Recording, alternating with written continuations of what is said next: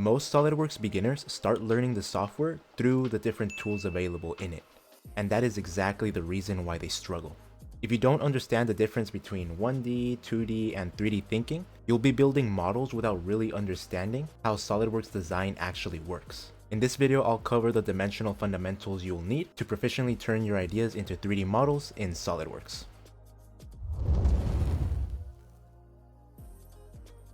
Hello inventors, and welcome to another video in the Inventor Within channel, where we empower you with the skills and the knowledge that you need to develop and design your product idea sustainably, systematically, and confidently.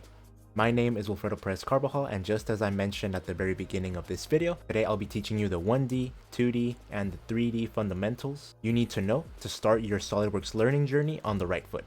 So let's begin by asking ourselves, what is a dimension? Well, if I had to define it in simple terms, I would say a dimension is just a direction you can move in. It describes how many directions something can move in. For instance, if we take a look at 0D, such as the case of a point, it has no dimensions because it can't move in any direction.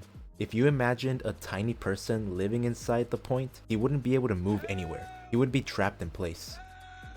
So because of this, 0D equals 0 directions, which equals 0 dimensions. A 0D element just exists in one location. If we move on to 1D, a one-dimensional element such as a line has one dimension because it allows movement along a single direction, such as the case of left and right. That is, if a tiny person were to live inside the line, he would only be able to travel along the line and wouldn't be able to move outside of it. Because of this, a line has length, but it has no depth or height. It is 1D and therefore only has one direction and one dimension. If we then look at 2D, a 2D element lives in a flat space that has no depth, such as this sheet of paper right here. These shapes are flat and are made up of two dimensions because they require movement in two different directions to be created, such as left and right and up and down. As opposed to using terms like left and right or up and down, these directions are often labeled using the letters X and Y.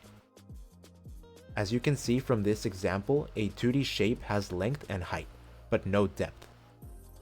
Now, if a tiny person were to live inside a 2D space, such as a sheet of paper, they would be capable of moving to any part on the paper, but they would never be able to escape the sheet of paper as there is no depth in this dimensional space. 3D elements, on the other hand, do live in a space that has depth.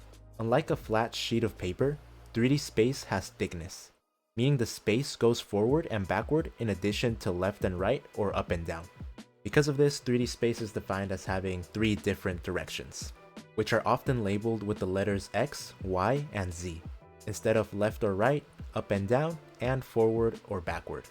Due to the nature of 3D space, 3D objects have length, height, and depth. If a tiny person lived inside a 3D space, they wouldn't be limited to walking along a line, such as the case of 1D, or moving around on a flat surface, such as the case of 2D.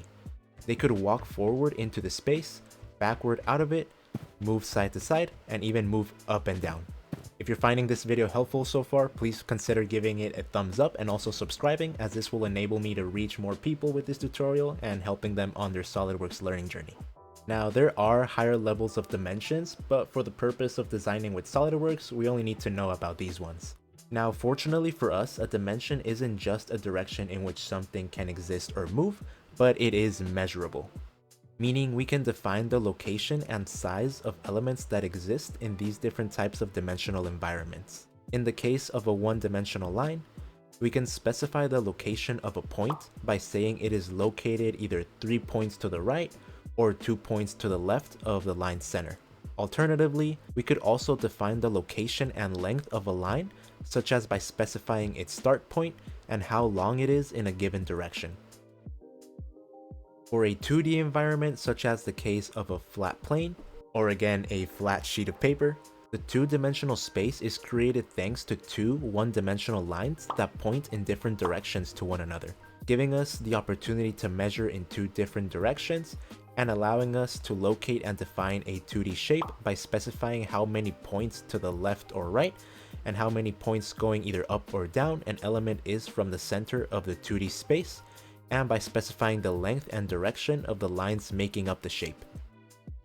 Now, in a 3D environment where depth exists, we would not only have to indicate how far to the left or right, or up and down an element is, as well as its length along these respective directions, but also how close or how far it is from the center of the 3D space and the shape's depth along this new direction.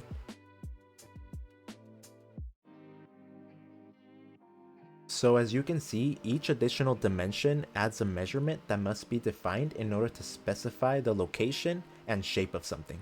It is important to understand the relationship between the different dimensional environments, because when it comes to designing 3D models in SolidWorks, our designs don't actually start out in 3D.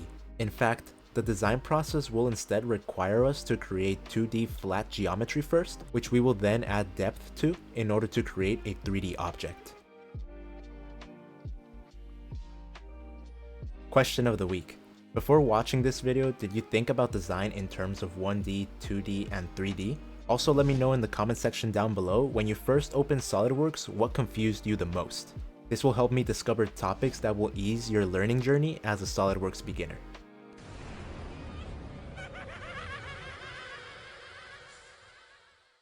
Now it's your turn to apply what you just learned. I'm going to show you a few examples, and I want you to identify which dimensional space each one belongs to.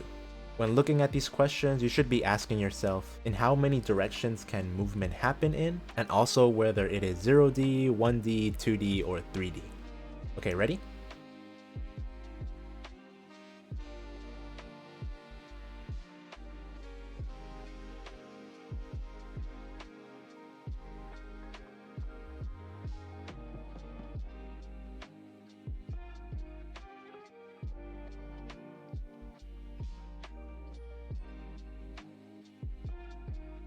After going through those questions, be sure to pause this video and comment your answers down below. Additionally, I've included the answers to the questions near the bottom of the description if you want to check them out and compare whether you got them right or wrong. If you found this video helpful in your SolidWorks learning journey, be sure to give it a thumbs up, and also please consider subscribing and enabling notifications so that you don't miss future beginner-friendly SolidWorks tutorials. These are the skills you're going to need if you want to bring your product ideas to life, so you definitely don't want to miss out on them. So that is it for this video, and I'll see you guys on the next one. Latest.